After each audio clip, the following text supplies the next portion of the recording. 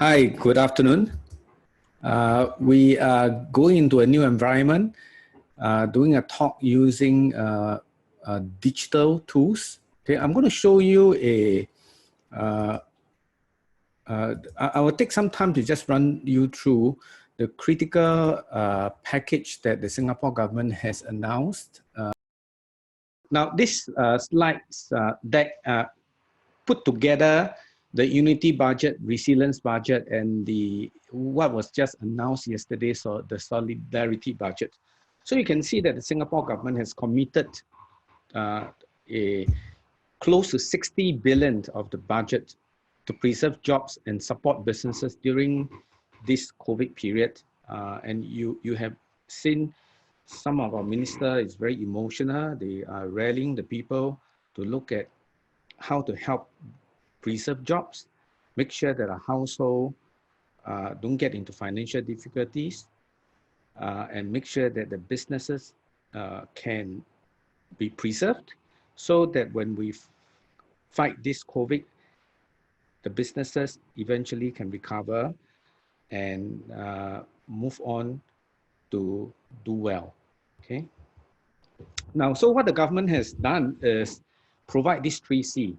Make sure that there is enough cash to help businesses pay wages, right? Make sure that the household have enough cash to meet their living expenses. The second C they are looking at is cost reduction. They have already suspended all government levies. They have also announced a series of measures to help reduce costs, which I will take you through. And then the third C, which is important, is to make sure that your credits are there so that you need to draw down on these available facilities from the participating financial institutions to preserve your business and save jobs. Now, one of the critical things that that Singapore government is doing now and immediately is to put money to, in fact, all businesses before 17 April 2020, so that you have the cash to pay wages. So you have seen the minister announced yesterday that he has enhanced the job support scheme such that he will actually pay out 75% of the gross monthly wage capped at 4,600 for every Singapore citizens and PR, as long as they are employed in April 2020. Okay. After April 2020, assuming this is not extended, all right, the circuit breaker is not extended, then you will fall back to what was announced in the resilience budget, where a large sector of the economies will get 25% cash grants on the gross monthly wages. Those sectors that hit very badly by COVID, for example, the aviation and tourist sectors will continue to get the 75% wage support. Okay, food services will get 50% wage support. One thing that is critical in this is these wages paid to business owners and employers trading in their own personal capacity will not be eligible for this payout. Okay. Now, I show here how the payout is going to be calculated. The one that you're going to get before 17 April, which is before next week, you'll notice that they have put in a 75% wage subsidy on your October 2019 wage bill. Okay.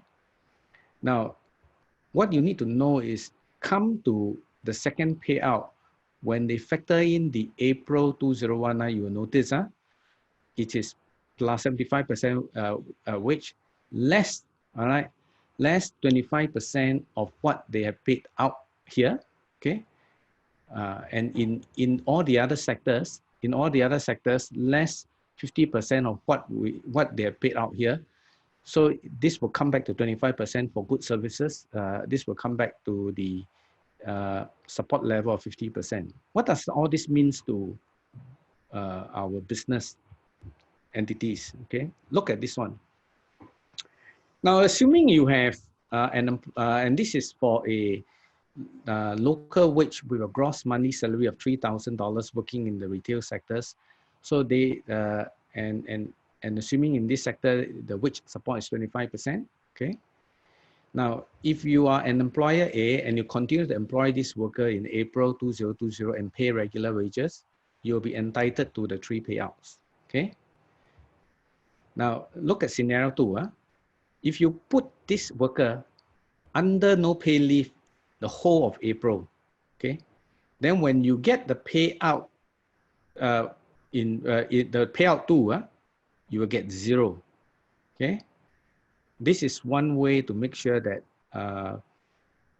all businesses continue to pay your workers the salary in April.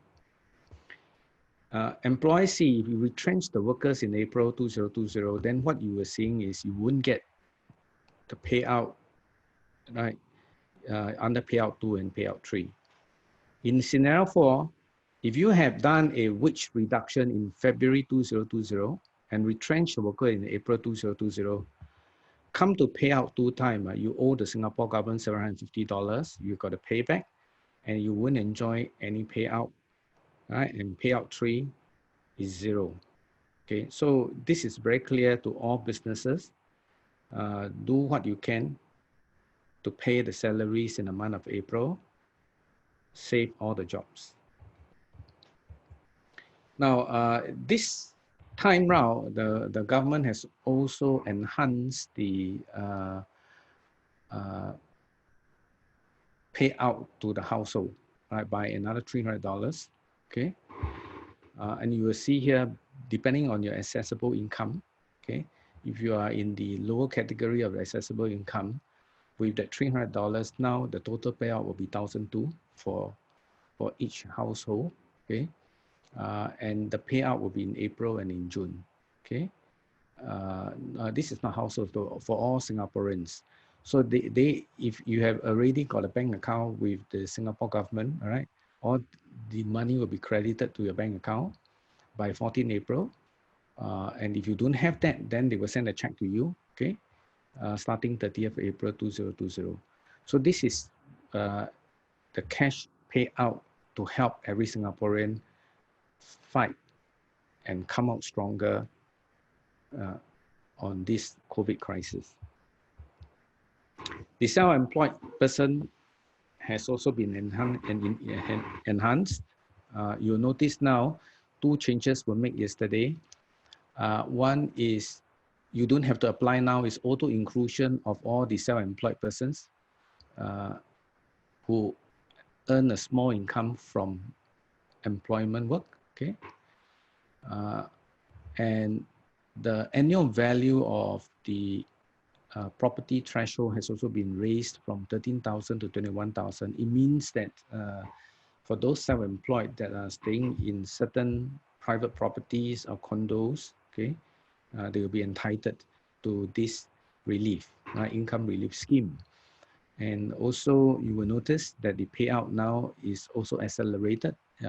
You will get 3,000 in May, July, October. Okay. Now the cash support for companies, and this has been announced. Okay, this has been announced. But yesterday, the finance minister has enhanced the risk sharing to 90%. Okay, and this is actually to encourage the participating financial institutions to hand out these facilities to as many SME as possible.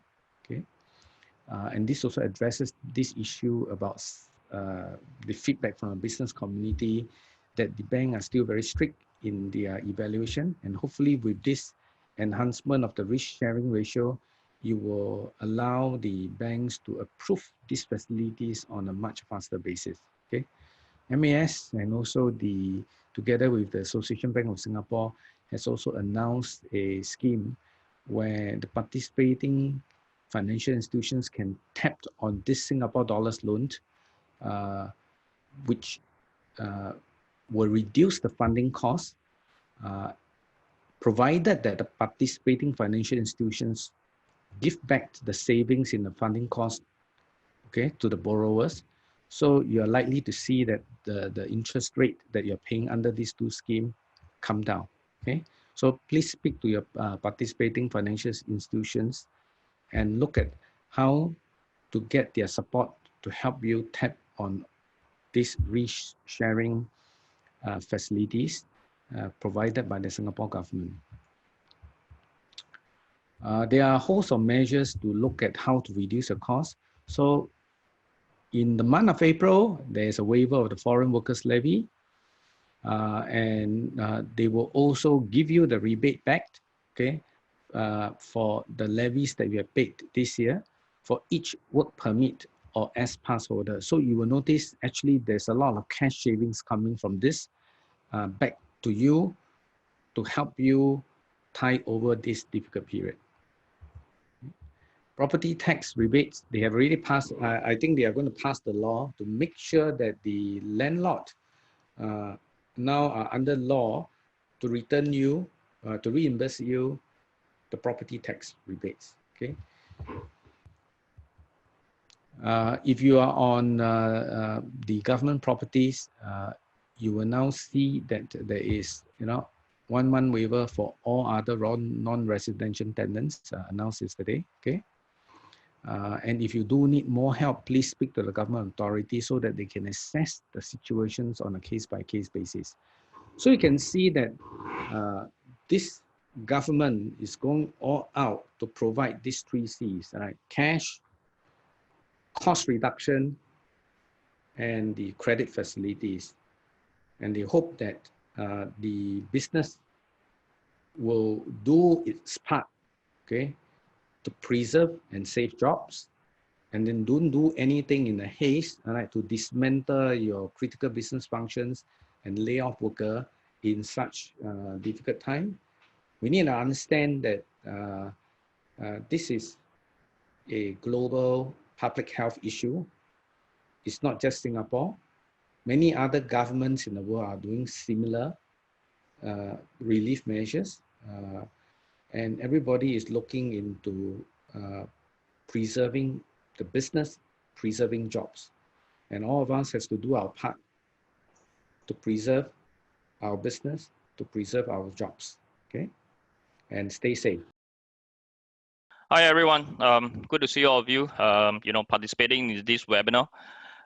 Indeed, as what Wentek has highlighted, we are going into a very difficult and challenging period.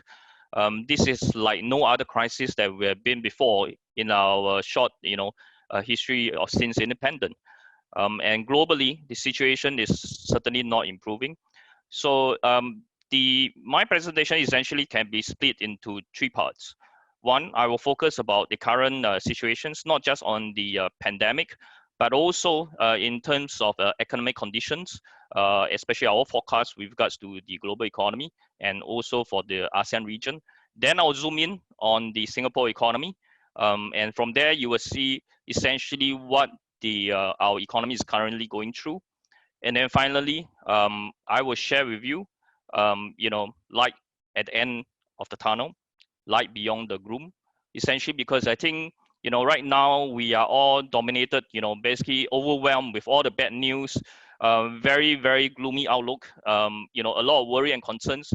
But I think it may help to look beyond the current gloom that we are going through. So I have some information with regards to the 3 packages, but I think Wentek has already touched quite a fair bit on that. So I'll skip through those slides quite quickly, but just bear with me for the next 20-25 minutes.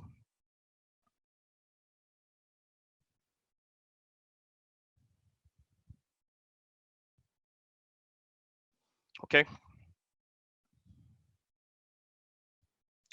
Well, indeed, like I said, we are going through a very difficult period. As of now, the COVID-19 pandemic has already infected more than 1 million people. In fact, just this morning, I look at the data again, it is about 1.25 million people have been infected with the COVID-19 virus. Death has already exceeded 50,000, and I think is heading into the 60,000 mark. And in terms of fatality rate, this is unlike where it first started. When it first started, I think somewhere around February, we were looking at just about, fatality rate of roughly about 2%. But right now, fatality has certainly increased. Now is at about 5.4%. And the reason is very simple, because in many Western developed economies, they have an aging populations. Okay, they have a large share of, elderly. And also, I think in certain parts of Europe, they haven't been investing into their healthcare system for many years. Because do bear in mind that Europe went through a very difficult economic crisis in 2012. That is the Eurozone debt crisis. And that, I think, many countries literally were on the brink of bankruptcy. So they do not have enough resources to invest in healthcare system since then. So, a lack of good healthcare system and also a relatively high elderly populations, that has contributed to this high fatality rate, in the Western developed economies. So right now, Europe and US are the new epicenters. They are the worst hit. And in US, for example, we are essentially looking at infections of about more than 300,000 people has been infected. And if you look at this chart here, this shows the daily new cases of COVID-19 in the various regions. The pink bar shows the Eurozone region, and the yellowish bar shows what's happening in US. So you can see that in Europe, there are gradually some emerging signs of stabilizations. The worry right now is no longer Italy, is rather instead is Spain. All right, Spain's number has already exceeded that of Italy. But my biggest worry is actually on the yellow bar, the US. US, right now in terms of number of infection is already the highest, in the world, and it is about 3.5 times higher than the roughly about 80,000 cases in China. So I think when an economy or a country or an organization is going through a crisis, a very critical factor which is very crucial in whether the country can quickly recover from that crisis is leadership, right? And I'm quite worried, even though, in the US, we are talking about the most powerful, economy nations in the world. GDP is the biggest economy, but unfortunately, I think what US lack now is good leadership. Across the world, various form of, very restrictive measures has already been put in place. You can see from chart here, those countries that are in red are essentially on lockdown. All right, or basically they have already imposed very strict stay-at-home, non-working kind of measures. Those countries in orange are essentially introduced sub-regional quarantine or lockdown. That means certain provinces, certain states are in lockdown, but not all across the whole country. And those yellow are essentially just certain form of restrictions. So I think at some point in time, you'll start to see this chart gradually turning more and more red, because as the number of cases, number of infections continue to increase.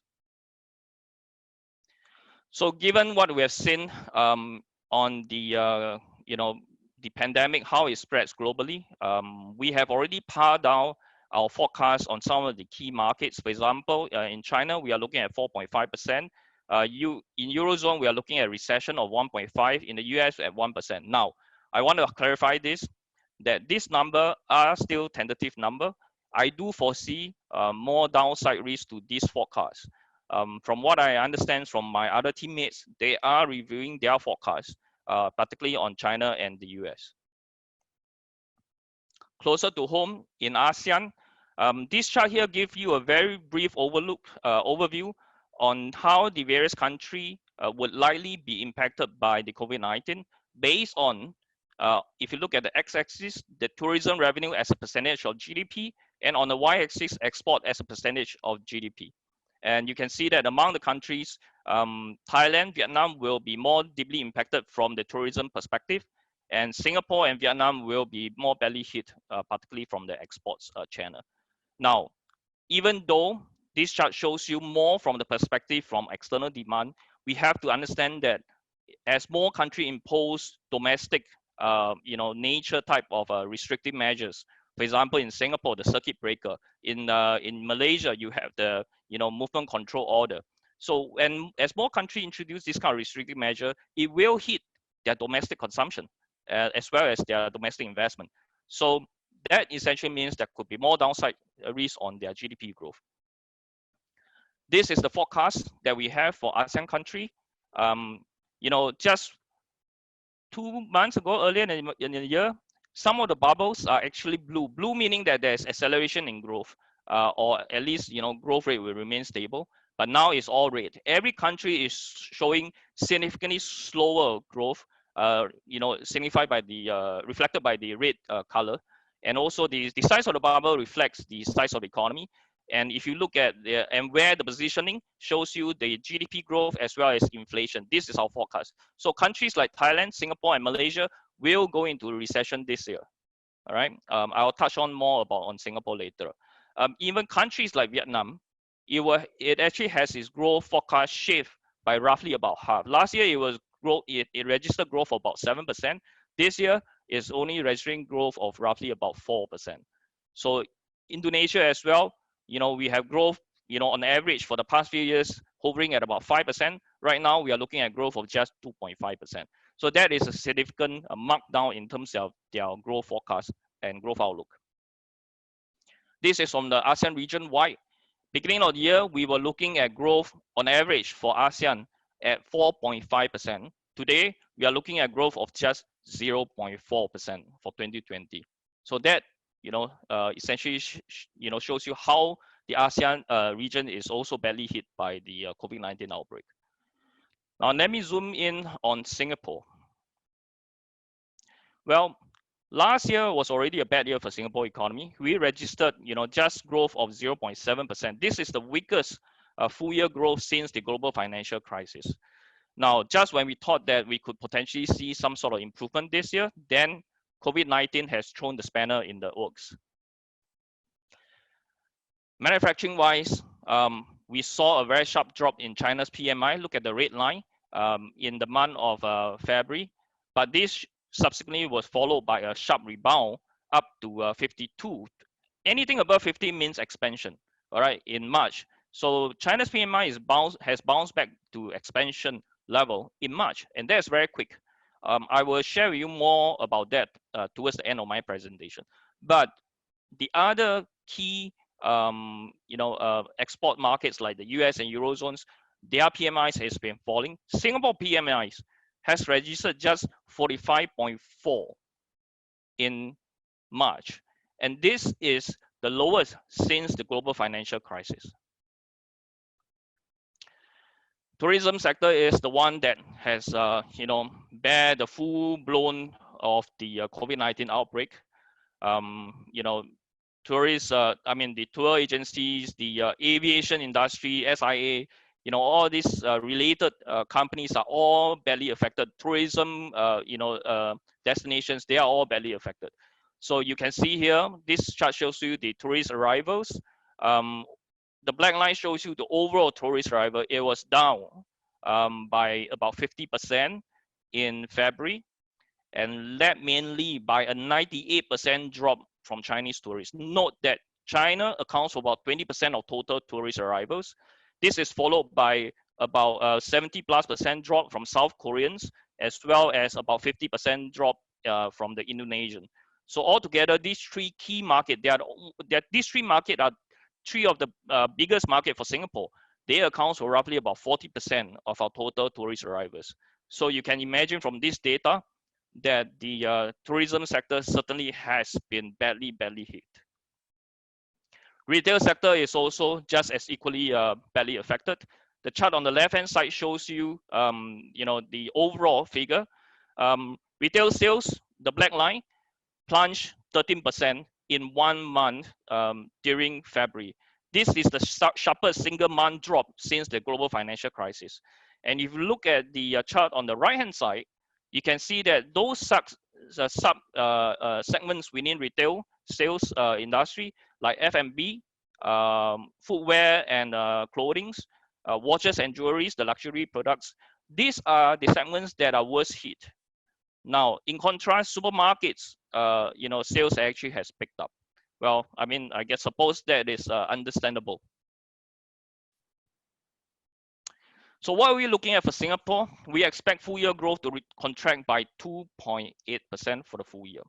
I'll share with you what do we mean by 2.8% later on in the next slides. But the technical recession in the first half of the year is already a given.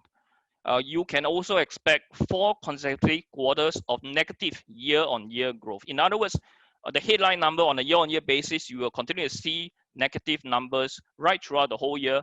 And if the COVID-19 pandemic situations can stabilize towards the second half of the year, then we could potentially see the headline number bouncing back to a mild positive in the first quarter of next year. There will be knock-on impact on employment. Our estimates is that potentially we could see 24,500 retrenchment this year. I'll share more on this as well. Now, minus 2.8, how does that compare to past recessions? This will be the worst recession for Singapore in our history since independence. This is deeper than the Asia financial crisis, where the economy contracted by 2.2%. In fact, the risk is still on the downside.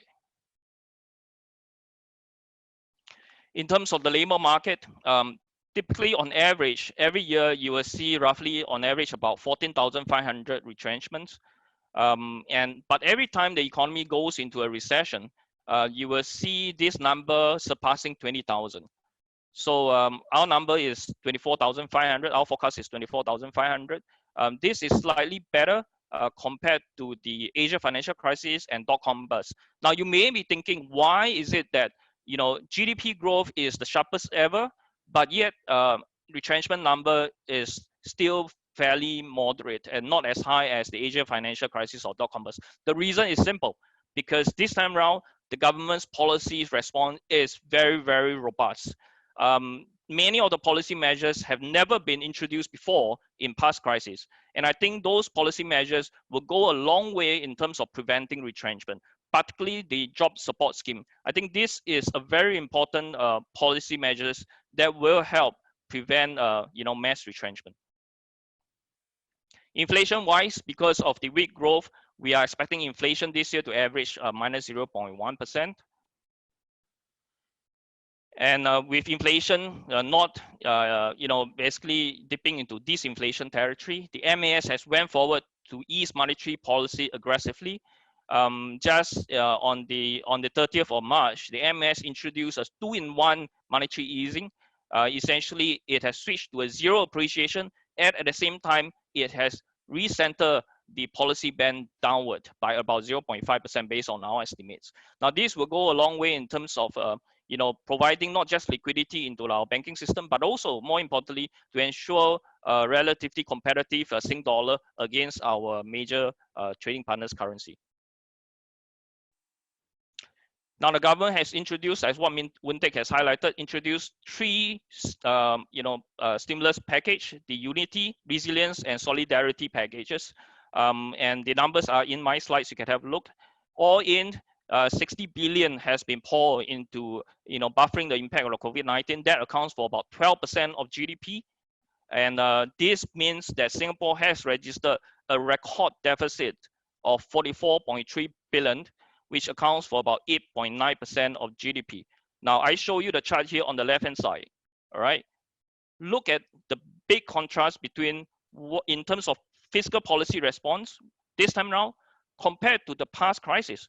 We have never seen, in my 20 over years as an economist, I've never seen this kind of number before. So this essentially reflects the strong commitments that policymakers have committed in terms of buffering the economy and helping Singapore overcome this COVID-19 crisis. Also, the government has drawn down 21 billion from the reserve. This again is unprecedented. I just also want to touch on before I go to the previous slides.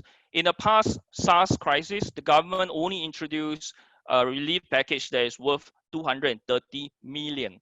All right, so it pales in comparison to what we are currently seeing from what has been rolled out thus far. Okay, so I will not go through too much on the resilience package. This is mainly on the resilience package, which Wuntek has already touched on. You can go down, you look at my slides. There is a link down there. You can go to the MOF website if you need more details. But like I mentioned, most important policy measures this thus far is the enhanced jobs support scheme, which help to prevent job losses. For companies, the key focus is surely cash flow, cost, and credit. And then, of course, some of these schemes has been enhanced in the most recent solidarity package. Also, there are specific target measures for those industry that are more badly impacted. Now, this is a solidarity package, just a rough summaries. Now, let me focus more on light beyond the gloom. What we are currently seeing in China. China is the first epicenter, and that's where basically this COVID-19 started. The government has introduced very drastic draconian measures, despite a lot of criticisms from the Western countries.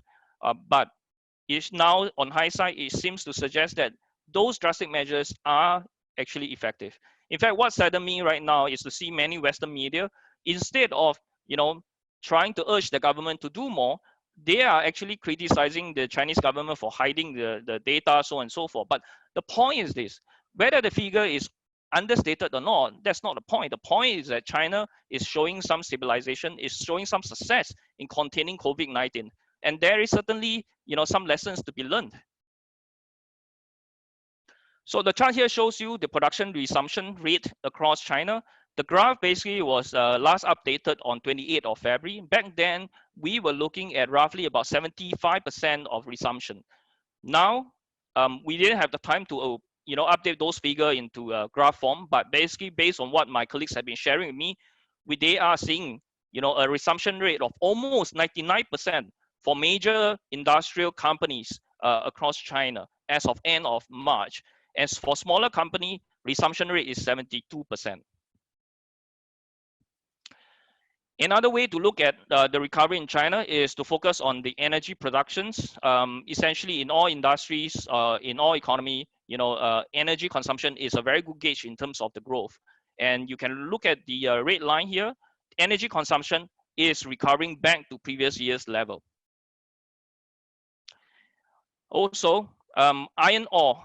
If you talk about industrials productions, iron metals is a very important raw materials. So the chart on the left-hand side shows you the iron ore shipments from Australia and Brazil. These are major supplier for China. It has returned back to fourth quarter last year, end of last year's level. And in terms of the coke plant operating rate, this is where the iron smelting companies or production plants the production rate is also recovering. Home sales, even consumers, they are not only just going out to shop for groceries, they are buying homes. If you look at the chart on the left-hand side, home sales across 30 major cities in China is also gradually picking up after hitting the bottom sometime, after the Chinese New Year.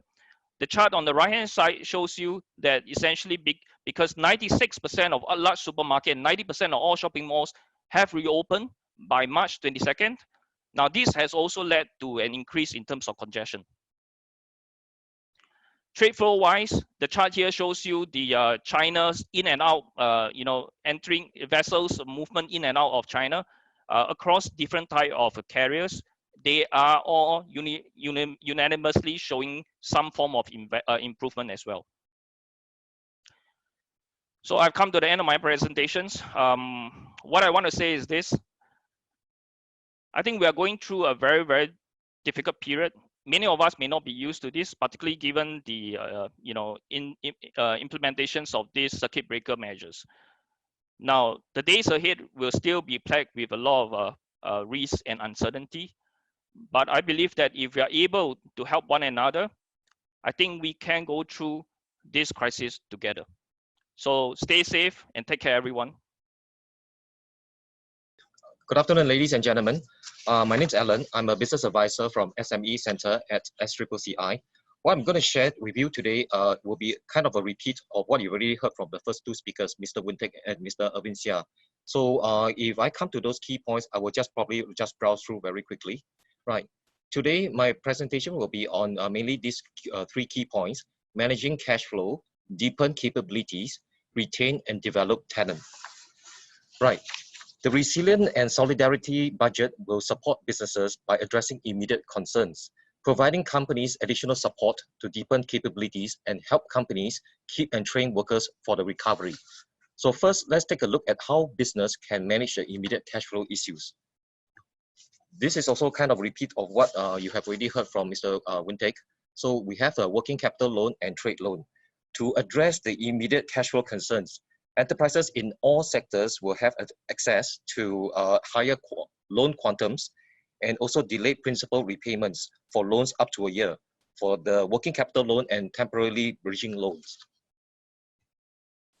And the enhanced temporarily bridging loan program allows eligible businesses to borrow from the PFIs, participating financial institutions, with interest rate capped at 5%, and of course 1 year deferral of the principal repayment.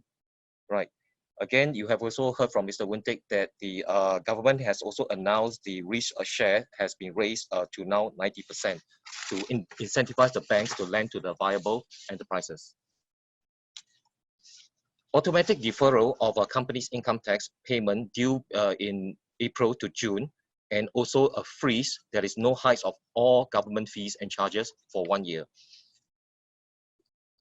These two are 5 and 6, that is enhanced property tax rebates and rental waivers. Mr. Wintek has covered that. I will just leave it on the screen here for 2 seconds for you just to recap.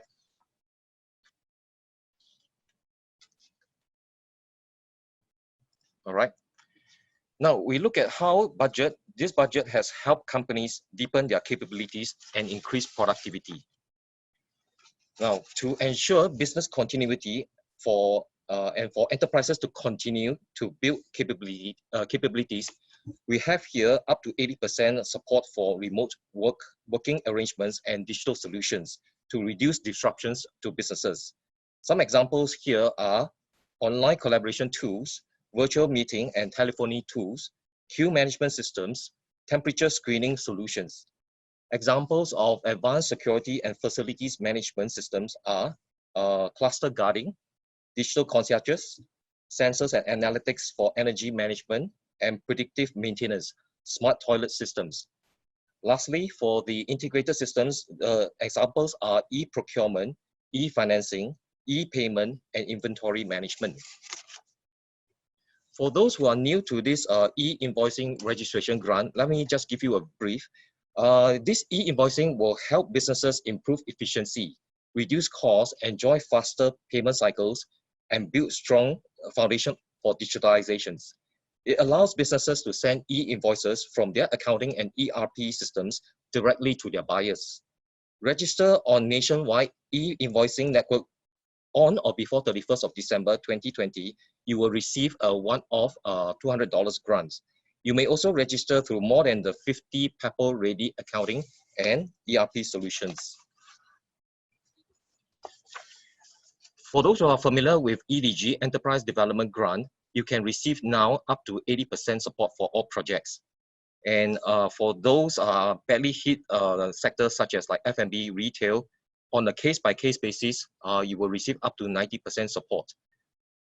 This is for projects where enterprises are urgently in need to remodel their business models so as to find new business opportunities and retain their workers.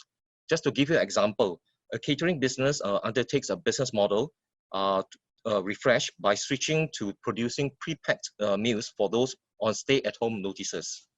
For PSG, Productivity Solutions Grant, you will now also enjoy up to 80% support for over 80 pre-scoped solutions and eligible equipment for specific sectors. Now, for training, employers should use this slowdown to reskill their workforce and prepare for a quick recovery. We encourage employers to engage with SkillsFuture Singapore on the relevant skills needed for your sector. Support for SMT payroll rates capped at $10 per trainee hour or 90% is available. and certain sectors can receive up to 90% support for training. Now, please note that the enhanced absentee payroll rate 90% support is extended to land, transport, and arts and culture sectors on 1st of April this year. Land transport refers to point-to-point transport and private hire buses. It will subsequently be extended to all sectors for all courses eligible for absentee payroll funding on 1st of May this year. Now, how can the budget help companies keep your talents? Right. So this slide, actually, I do not want to go through anymore because the GSS has been pretty emphasized already by the first two speakers. So I'll just again leave it on the screen for you just to mull over it for 2 seconds. For the wage credit scheme, the first tranche of the wage credit has actually been paid out last month, before 31st of March 2020. The second tranche of the supplementary credits will be paid by June this year.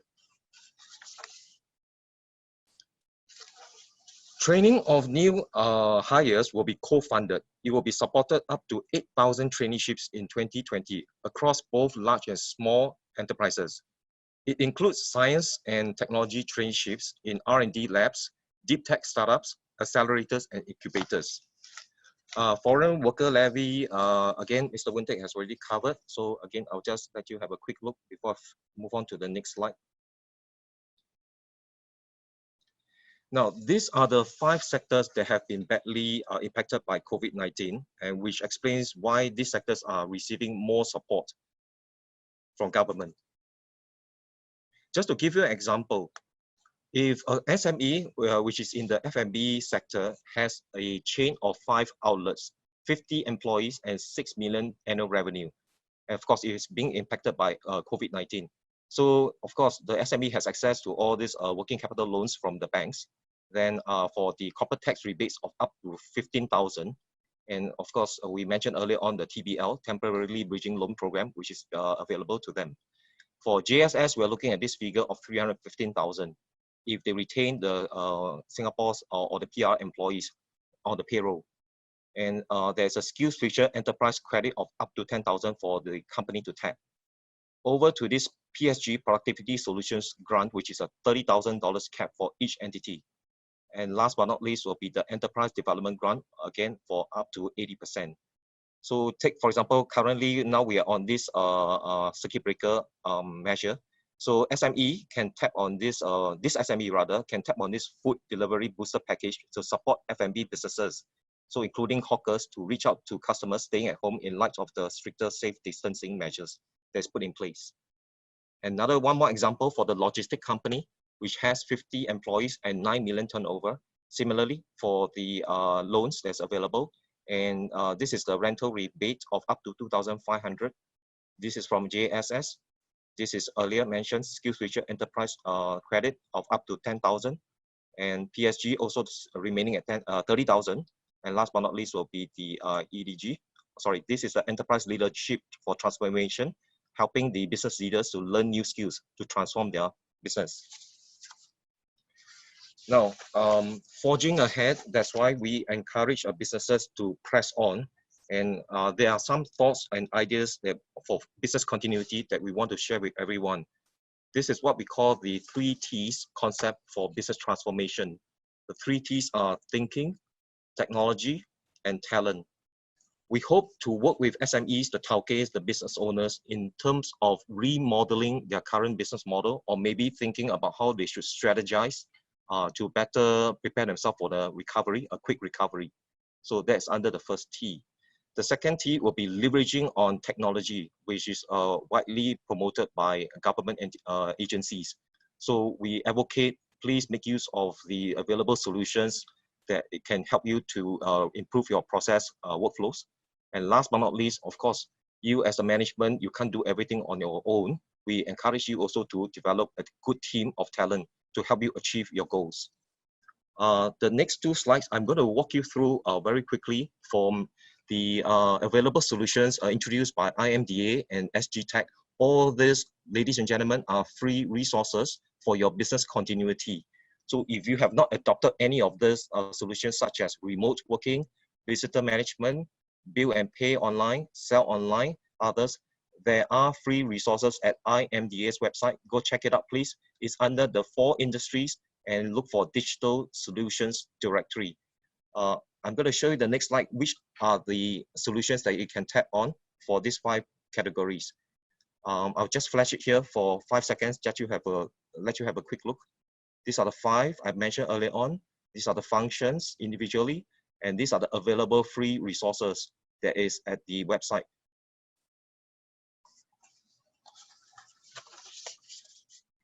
All right, moving on.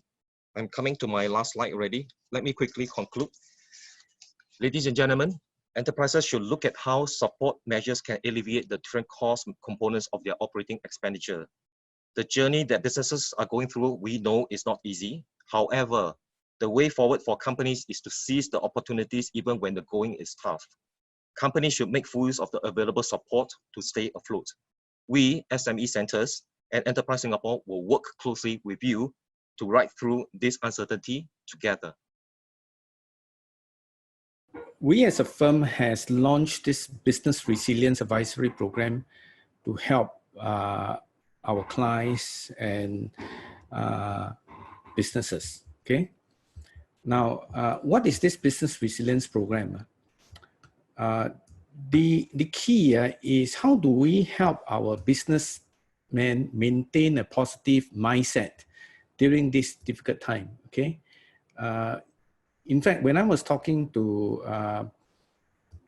many of the business owners, okay, many of them, if you look at this chart, felt that this time they can't do anything, or they are not going to make it, okay,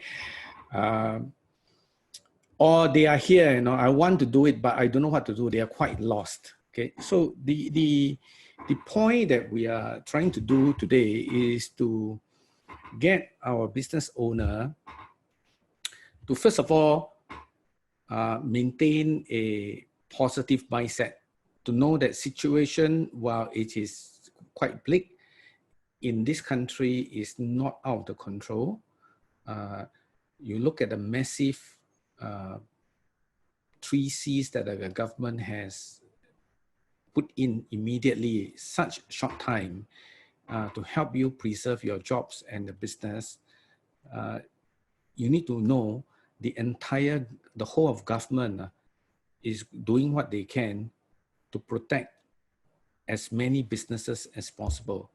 But if you now become very negative, depressed, and give up, then you know it is really a waste, because you have spent so many years building your business. Okay, so what we like all our business people to do is to take control of what you can control, okay, and do not worry too much about what you cannot control. No questions like whether it's going to be a L recovery or a V recovery or U recovery. What is going to happen to Boris Johnson? What is going to happen to US? Hey, look, these are events that we cannot control. We better look at what we internally can control, all right? And I think we have to look at how to move our people here. I can do it, I will do it, yes, and I did it, okay? Now, in all our 35 years of working with our local enterprises, this is the period where we see that the business owners need a sounding board, and we are happy to be part of this process to provide this sounding board to any business who need help, right? I talk about the need to stay positive, right, and stay calm. I think staying calm is very important because you can think better and you know what are your options. If you don't stay calm and you panic and you start to press all the wrong buttons, say all the wrong things, you shake confidence. You not only shake confidence with your staff, you shake confidence with your customers, with your suppliers. That situation will be even worse, right? Now, how do you stay calm and stay positive? I think the things that all of us can do, okay? The first thing we have been going out to our clients is be honest and do a assessment of where you stand, where your business stand. And a lot of you are going to tell me, hey, look, it's not going to be pretty. In fact, when I do this assessment, you know, the more fear I have. But actually not true. When you do this assessment and you take actions to look at how to reduce your cash flow break even, reduce your waste, reduce your cash burn rate, and you talk to your staff openly, this is the situation. I'm looking at how to preserve jobs. I'm looking at how to stay afloat. You will notice that there are staff who come and tell you, boss, this is what I can do. This is what I will do, right? And there are many, many ideas. We had a very small micro SME who do this Western food in one of these HDB outlets in Teluk Blangah. And I was talking to the owner and he told me, actually, when I open up and tell the staff what we are doing, they come up with very good suggestions, including how do we go out and deliver food to home.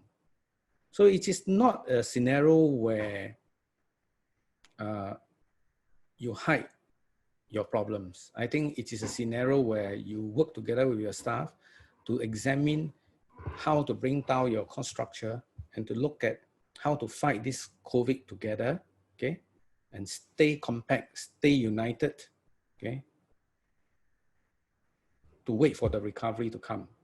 We all must know, all of us need to eat, all of us need to shop, all right? All of us need to walk around, okay?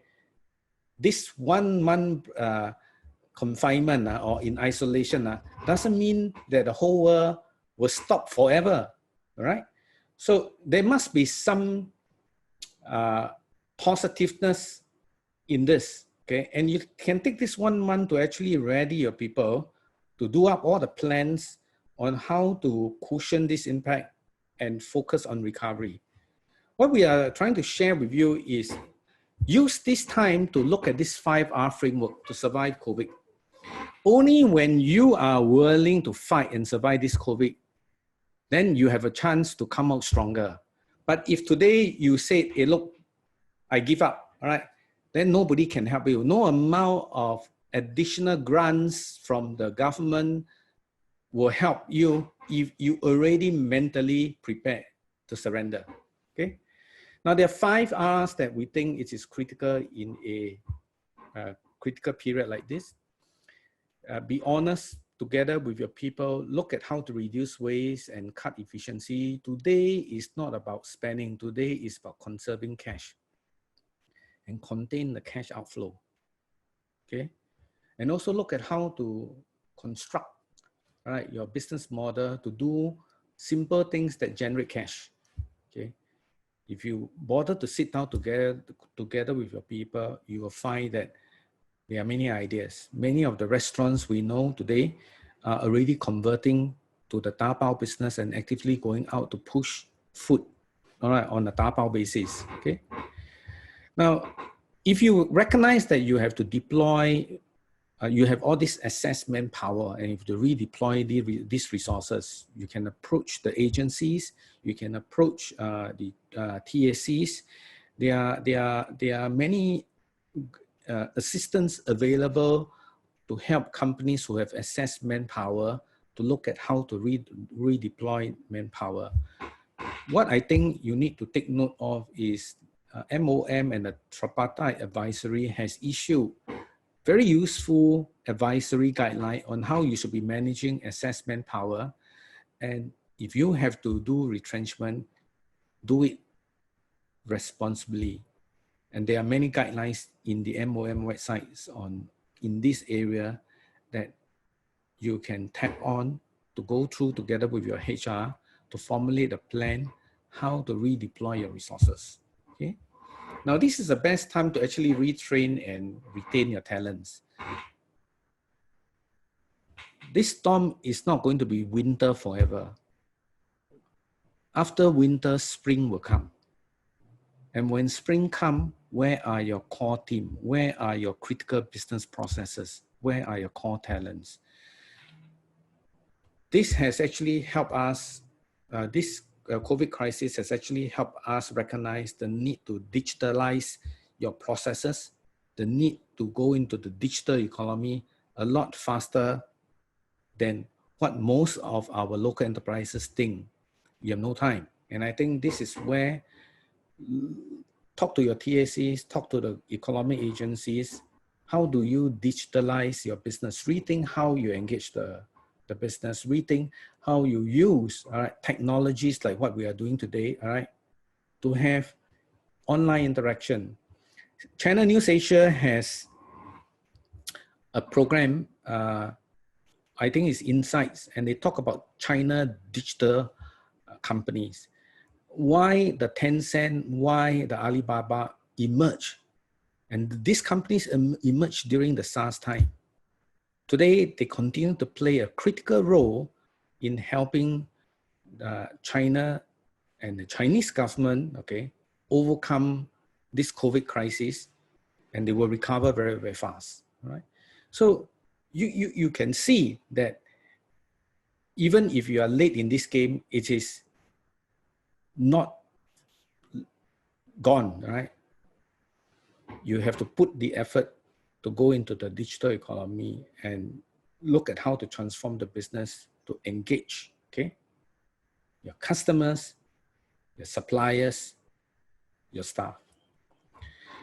Now, the last two, I think, is very, very pivotal in building up the psychological defense to survive this COVID. In crisis like this, this is the time to actually rally your people to stay positive, agile, and adaptable. In fact, by bringing your people together to brainstorm how we can overcome and fight this together, you will come out recognizing that you are not alone as owners, all right? Everywhere you see the beauty of mankind, you see the compassion, the sympathy, all right? The beauty that every living human being has. And this is the time where you work with your people to align your value systems with your visions, right? And build a strong core team, right? Who has walked this test of fire together with you to create a better future for all, okay? So in my parting words to all of you, talk out your problem. Don't coop up, okay? If you wake up in the morning, go and do your walk around your neighborhood, all right? Make sure you do your social distancing, stay fit, okay? Don't immediately read newspaper and see who died, how many people die. The fatality statistics, does it help any one of us? It doesn't. Think creatively, what can I do, right? To stay engaged with my customers? What can I do to stay engaged with my staff today, right? Day two in this isolation, right? Show your care to your customers, to your staff, okay? Draw out your plans, how to restart your business after these 30 days. The more you start to rally your people to do this, the more you are in control. And the more you are in control, the more you have the ability to stay alive and fight this COVID together with your people, okay? Finally, to all our friends out there listening, please don't give up. Fight on. The better tomorrow will come, and it will have to come, right? These are the dark moments where we will rally the people, stay together, do whatever we can, okay, to preserve our business and jobs, and wait for the recovery to come. Thank you very much.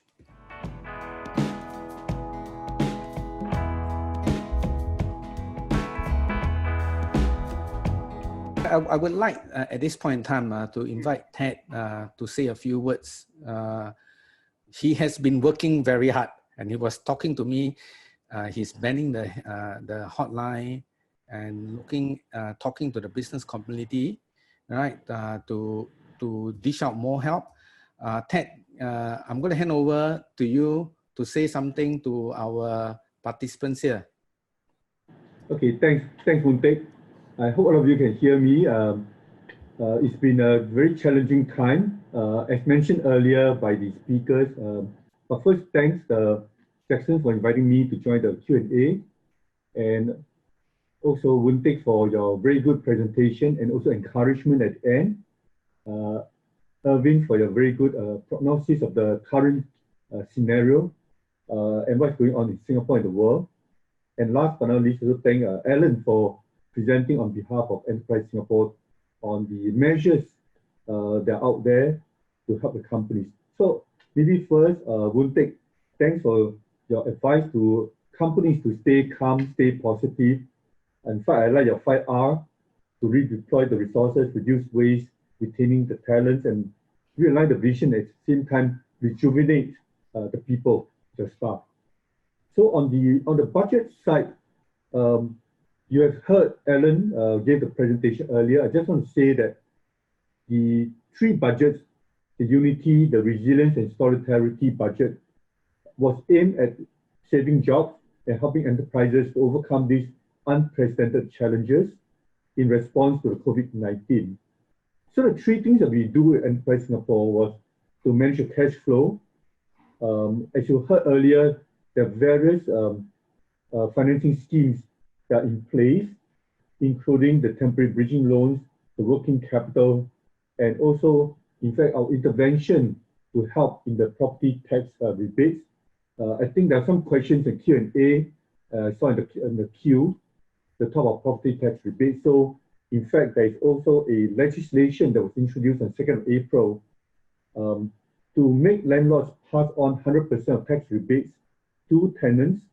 So, when the legislation is passed, landlords who fail to pass fully without good reasons will be guilty of offense. So that applies to both government as well as private sector landlords. So that to address one of the questions that are in the queue. The second thing that we do is to deepen capabilities, including the SME Go Digital, various enhancements to the enterprise development grants, which up to, in fact, mostly 80% from 70%, and then now up to 90% on a case-by-case basis for some of the worst hit sectors by the COVID. And lastly, I think very important, which also Woon Teck mentioned earlier, was to retain and develop talent. So this is the best time to actually retrain and enhance the capabilities of your talents.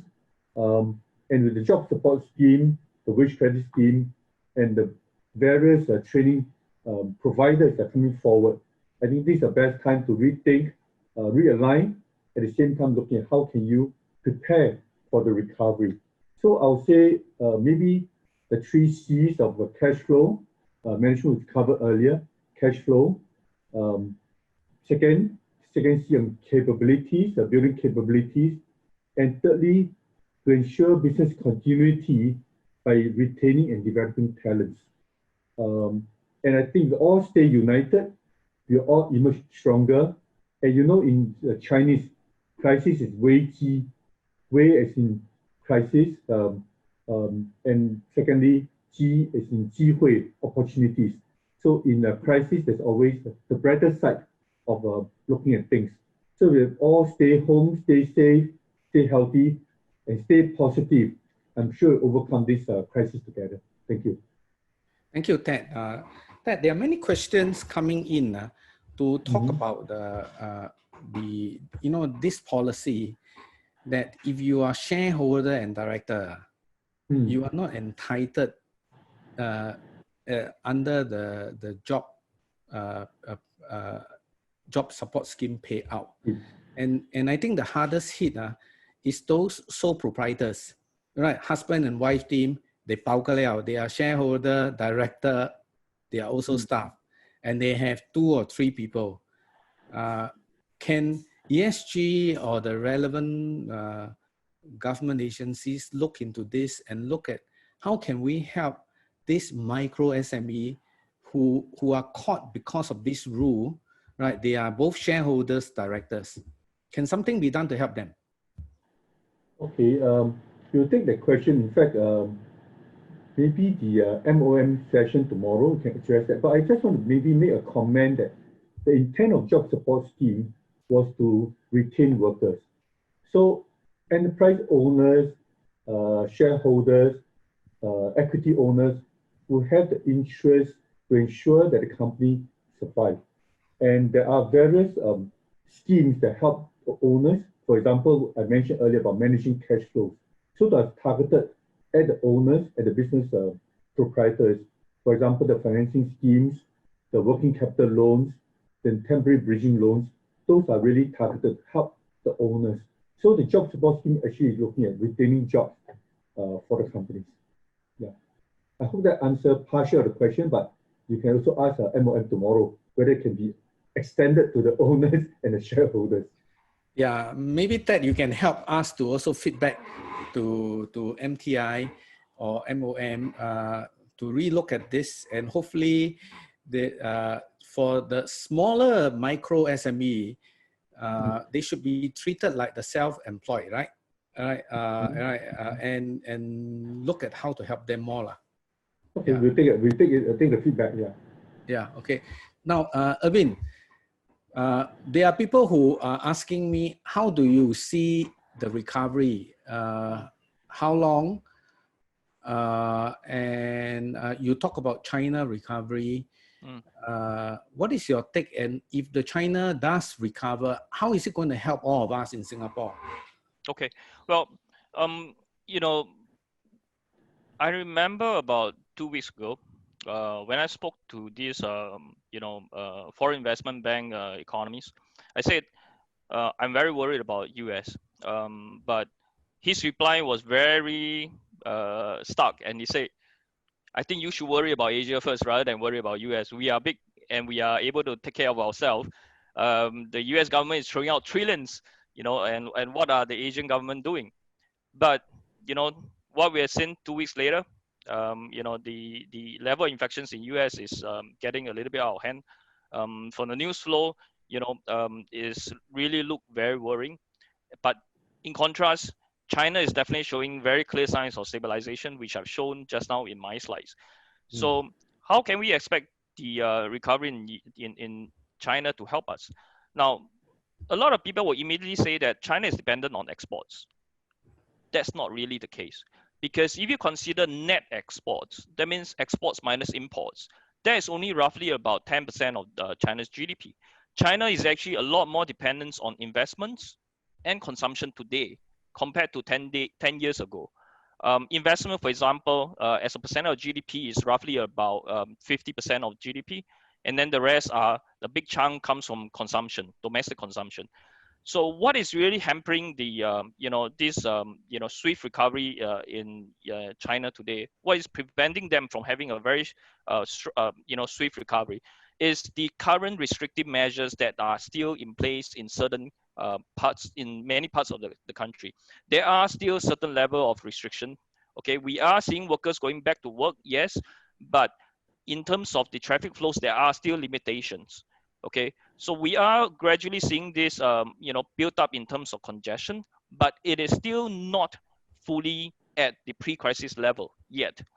So if China is able to reach its domestic economy, its domestic, consumption and investment activity can quickly return back to normalcy, then naturally it means that there will be more need for imports, all right? And then also this could potentially bring about, an improvement in our export sector, and likewise for the export sectors in the region as well. I think that is the first, sort of the first sign of help that we can see from China's recovery. Whether we will see improvement coming from tourist arrivals or not, I think that really depends on whether countries are willing to open up their borders, to accept, Chinese tourists. Now, we may be ready I mean, China may be ready to open up, but to let their Chinese citizens go abroad for holiday. But the point is that they are also very worried about situations in ASEAN region and also perhaps even in Singapore. So I think the countries around the region must show clear signs of the ability to contain the spread before you will get to see more of a bilateral arrangements to open up their borders. So I think this will still take some time, but for sure we are seeing this gradual improvement that we are seeing right now in China, and their domestic demands will help in terms of the recovery in the region. Okay, good. Thanks, Irvin. Ted, over to you. There are questions coming in on startup enterprises. The startup enterprises today are having a lot of cash crunch because they, number one, cannot get investor support. And number two, they couldn't get the banks to lend them money. What would your advice be to the startup investors?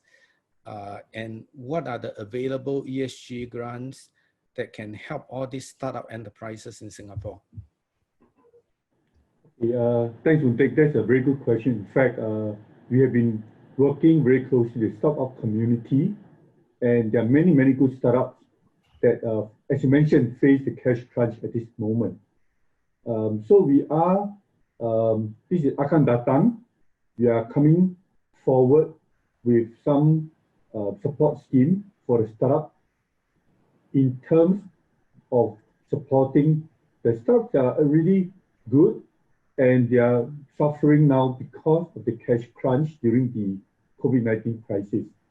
So it can be in the form of injecting further equity into the company through our co-investment partners, or in the case of some companies, some kind of relief scheme to help them. So we are working together, our sister agencies, to put a package together. So this will be announced very soon. Okay, good. But meanwhile, companies who have been invested by us, we are watching them very closely and helping them, those who require additional cash in this time, to access the various the enterprise development grants or other form of cash support to help them go through this crisis. So there'll be some announcements soon. Yeah. Okay, yeah, good, very good. There are also many questions coming in on the property rebates, how to make sure that the landlords follow, and if the landlords don't follow, who can they turn to? What is the, which is the government agencies that they can call in relation to the property tax rebates? Yeah, there is a legislation I mentioned earlier, was announced on 2nd April that will introduce a legislation to make sure that the landlords pass on the tax rebate in full. Landlords should not be asking tenants with unreasonable requests before they pass on 100% of the tax rebate. I believe this will be with, it's actually crafted by Min Law. I think we can probably through IRAS, you can check with IRAS on this. Yeah. If you do not receive the rebate, 100% rebate from the landlord. Okay. Check the IRAS website. Yeah. Okay, good. All right. Yeah. Now, for those of you who have more questions about the property tax rebate, please go and look at the IRAS website, right? There are many information there. I just checked. And if you do have some more, you can approach your TACs who can work with the relevant government agencies to answer your questions, right? Now, Irvin, because you are from DBS, and I know you don't lend money in DBS, right? There are many questions coming that points to two things. The bank is still very conservative. They are not like like what the government want them to do, dish out cash fast enough, okay, and they are still asking a lot of questions, and it's not so easy to tap on the temporary bridging loan, okay, and the working capital facilities.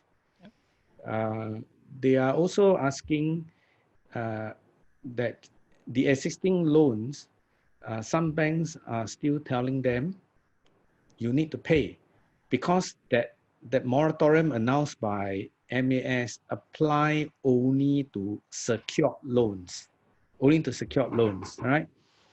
So can you respond from your bank's perspective? What are you all doing to help this group of people who have unsecured loans and are not able to pay? Or two, right? What are you all doing to help expedite the approval process of these loans to the SME community? Okay, well, I mean, I'm not sure whether I can, I'm in the position to speak on behalf of all the banks, but for sure that, I think what we need to recognize is a few things. The bank went through, let's go back to the global financial crisis period, because of some, pretty,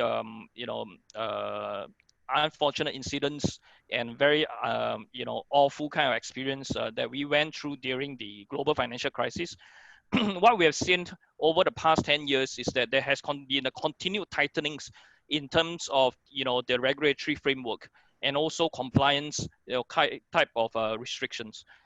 Banks has been tightening a lot, even within the banks itself. A lot of our work has been have changed significantly.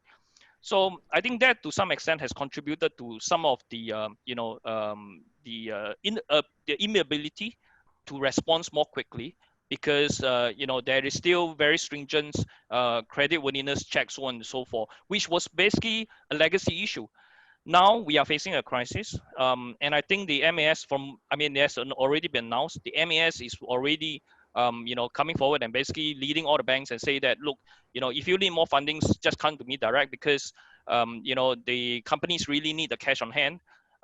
Banks themselves are putting up some of the measures even before the government's recent announcement in the resilience package. So things like, for example, property moratorium, all this has been put in place even before the government announcement.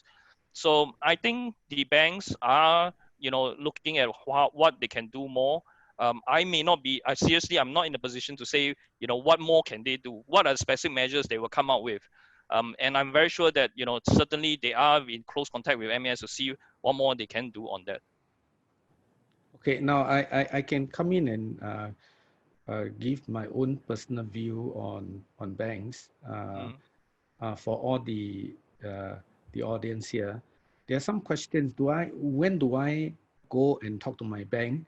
Do I wait until my cash flow is very bad, then I talk to my bank? The answer is, please don't do that. You better do your break-even cash flow analysis. You know how long you're going to last, and you better go and talk to your banks now to offer you a line, right? Using the government financing scheme, okay? But all of us need to recognize that everywhere in the world, the banks have limited resources. It is not going to be able to cater to every needs of every single enterprises, all right? Therefore, you have to go prepared with a viable plan. How do you intend to to survive this COVID, okay? And why must you help me survive this COVID?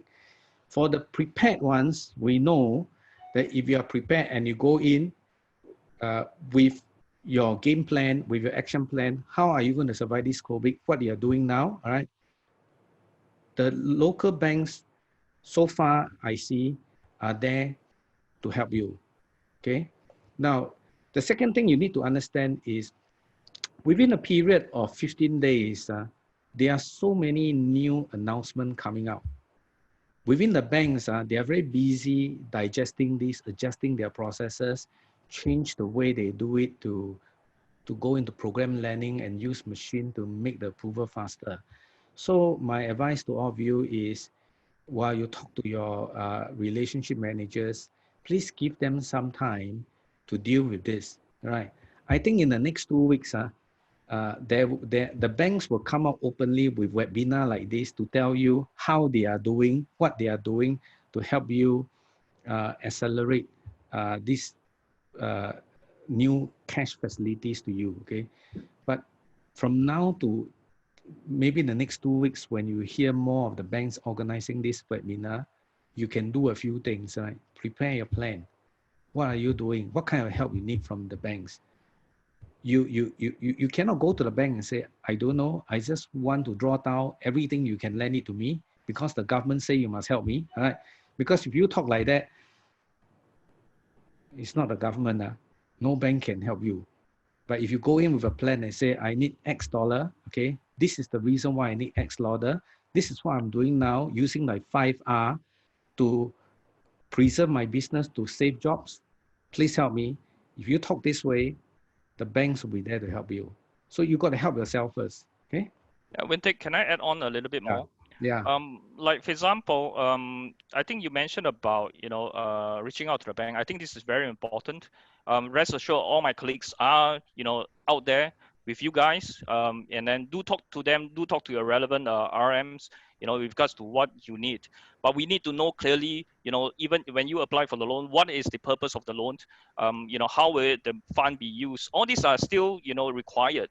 I mean, the banks can't possibly be just basically throwing out money, for no reasons, right? Because at the end of the day, we still have a cost of fund that the banks have to pay. And for example, this is an issue that I have brought up with MAS as well. For example, during the global financial crisis, the SIBOR was much lower. All right, it was down all the way down to 0.4%, right? But today the SIBOR is still quite sticky, it's still quite high. So I hope that with MAS stepping in and providing more funding and liquidity into the banking systems, the SIBOR can come down lower, and this will basically provide more confidence and relief for the banks to be able to lend out more aggressively. Also, some of the measures that DBS, for example, we are doing also beyond just basically lending out money, we are also waiving a lot of transaction fees. Yeah. Okay, this will help in some way as well, fast transactions, trade facilities, so on and so forth.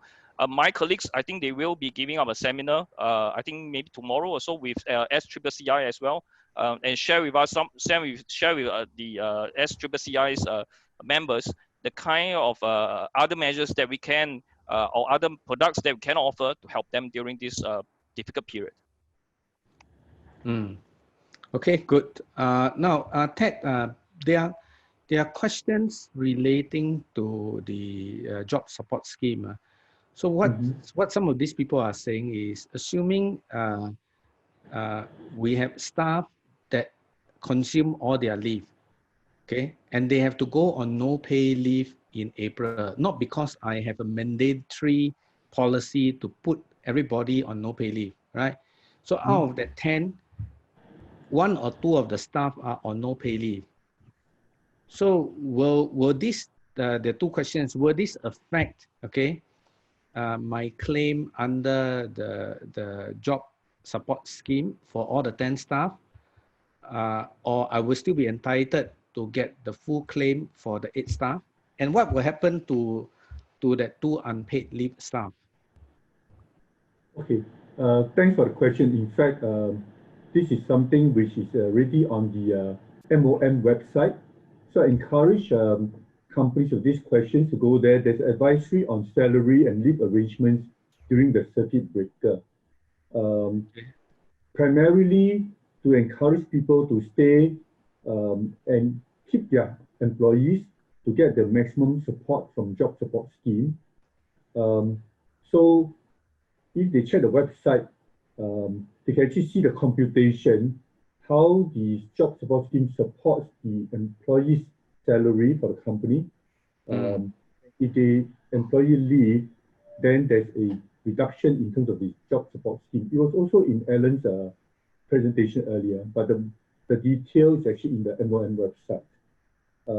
But I have to say that the job support scheme encourage people to encourage employers to keep their staff as much as possible. I know some have already implemented unpaid leave scheme, but do look at the website in MOM to see how best to make sure that those who already run out of unpaid leave and so forth make sure you also retain the workers, send them for training, during this period. At the same time, also have the support from the GSS, job support scheme, to do that. Okay, thank you. It's quite a comprehensive advisory, yeah. Yeah. Irvin, over to you again. There are questions. Let's say if I have money now, where should I allocate my assess fund? So this question said, is it should I? Maybe I could answer live. Okay. Should I allocate at least 20% of my portfolio in Singapore, 40% in US, and 40% in China through Hong Kong Stock Exchange? Well, okay. I really, you know, I mean, it's good to see, you know, that kind of optimisms, you know, it still exists in the financial markets. But of course, in recent times, we are seeing, you know, stabilizations and some emerging signs of recovery, even in the financial markets, was really very badly hammered down, you know, just a few weeks ago. You know, just look at, for example, you know, our bank's DBS share price compared to the start of the year, you know, that essentially tells you what the market is going through right now. But we are seeing stabilizations, and I think it's good, you know, that investors, you know, adopt this kind of mindset, you know, to look for opportunities, you know, now that things has sort of, you know, stabilized. But of course, it's still early days. There are still risks out there. A lot really depends on, you know, the regional countries and countries around the world, whether they are able to contain this outbreak or not. But of course, market is always ahead of the curve. Market always price in ahead of the curve. So it is good to adopt this kind of a more proactive kind of investment strategy. I think what they said, what the question mentioned about 40 in the US, 40 in China, and 20 in Singapore, I think that we can consider that as a pretty balanced approach. But I do much also depends on what industries, what companies you're going to invest in. Now, for China per se, what I can foresee, and I can tell you for sure, that China is going to invest heavily, okay, in medical healthcare, in some you know, infrastructures related, and also in terms of the technology, because you know, we're seeing, look, we could be having a seminar somewhere out in a hotel ballroom, but now we are doing webinar. So there's certainly a strong demand for technology going forward. And also, particularly, I feel that China need to invest a lot more on healthcare systems. Likewise, we can expect similar investments, you know, by countries around the region as well, particularly those countries with very high population and very densely built up cities. Now, there are questions relating to existing loan facilities. I will try and answer them. And Irvin or Ted, you can come in and add. Now, and these are relating to your existing unsecured facilities. Whether you are entitled to moratorium, you need to contact your relationship managers and talk to your banks to work out the terms of payment for your unsecured lending. And I have to tell you, all banks in Singapore are very sympathetic. They will listen and they will look at how to help. And as I said earlier, you need to be prepared to explain to them why you do that. We have seen cases where the companies write in to reduce their P+I. And from what I know, most of these cases, for people who are well prepared, the banks have granted them, all right, the reduction in P+I, okay? But please do your homework right early, okay? Now, there are many questions relating to manpower, like unpaid leave, all right, and retrenchment benefits and all this. Over here, all these questions, you can actually go to tomorrow's SCCCI webinar, where the Ministry of Manpower representative will be with us, and I was still moderating this tomorrow's session. The webinar on manpower questions starts at 11 a.m. Okay, you have not registered, please go ahead to register, and I'll leave these manpower questions to tomorrow, where we can engage MOM rep. Okay. Now, Alan, are you there, Alan? Yes, I'm here. Alan, can you also update the members here? What kind of help that SCCI, SME care centers are now providing? Because clearly there are people who are looking at how to go for training programs.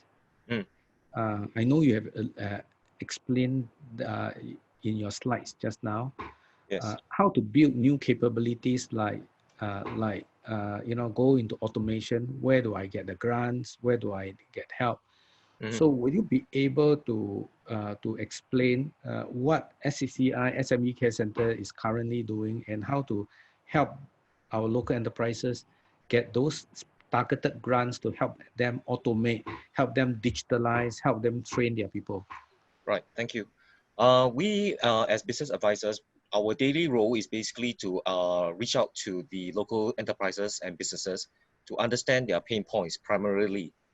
So it's only we understand their business challenges, then we can make recommendations as in either to automate or to build their human capital, or is it to go for training, or maybe even to remodel their business so that they can prepare themselves for overseas expansion in the near future.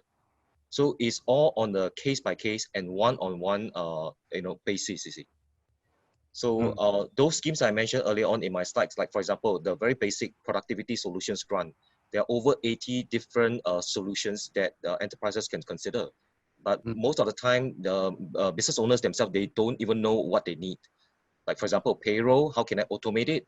Or maybe CRM, how can I reach out to my customers? How do I engage them better? Even simple things like even inventory, how do I use it? Barcode solutions to better manage them, you see. So during this slowdown, I thought this is a good opportunity for them to review all their processes. So this is what we can, how we can help them. And it's all FOC, free of charge.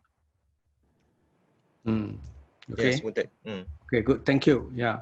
Now, there's another question coming in is on the enterprise loan financing scheme. And the question is, can we loan from bank with the new policy and pay off the old loan full amount?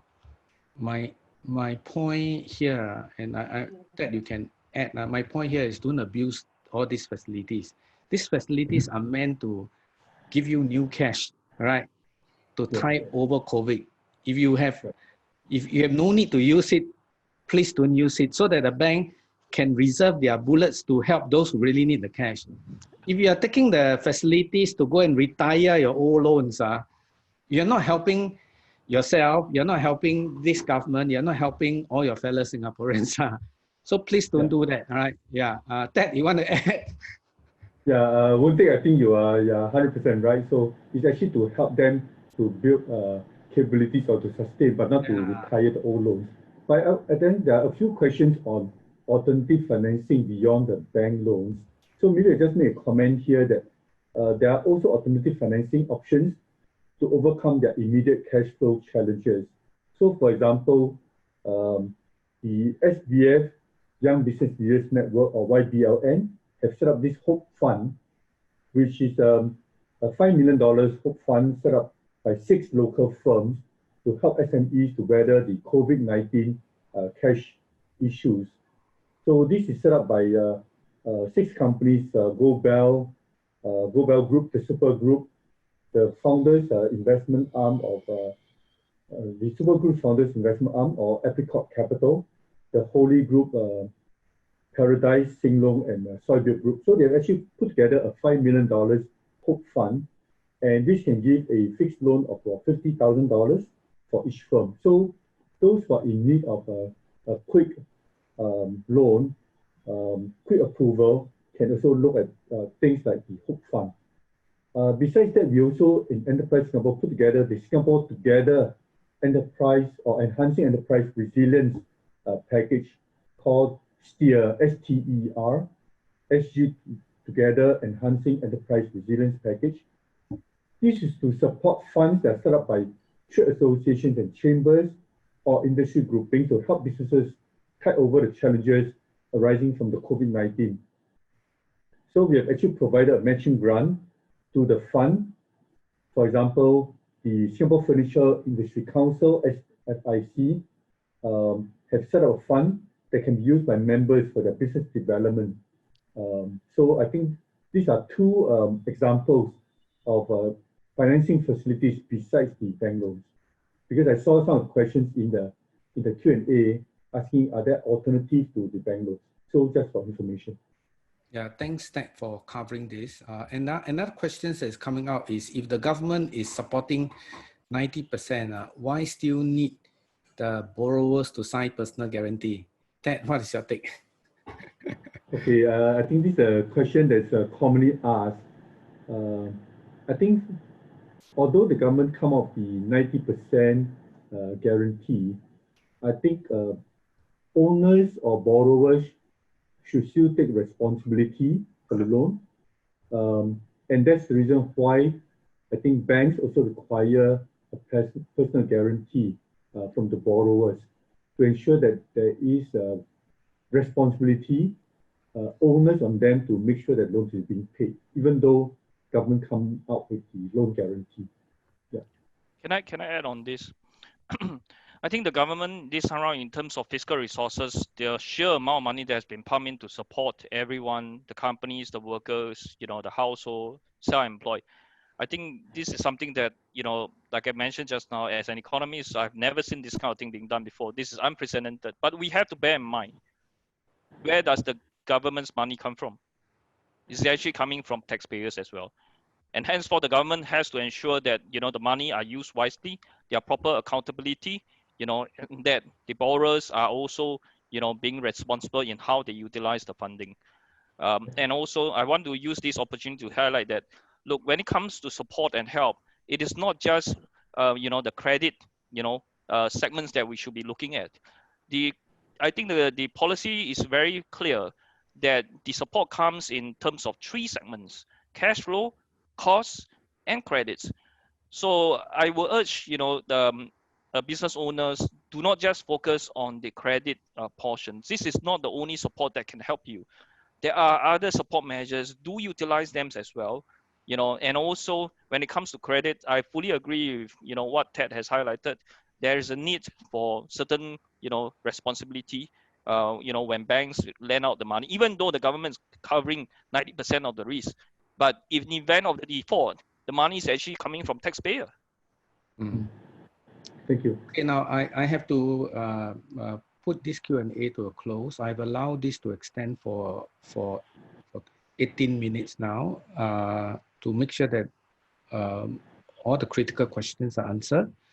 Thank you very much, Irvin, Ted, and Alan, for coming together in such critical time to give hope and to get people to stay positive. Thank you.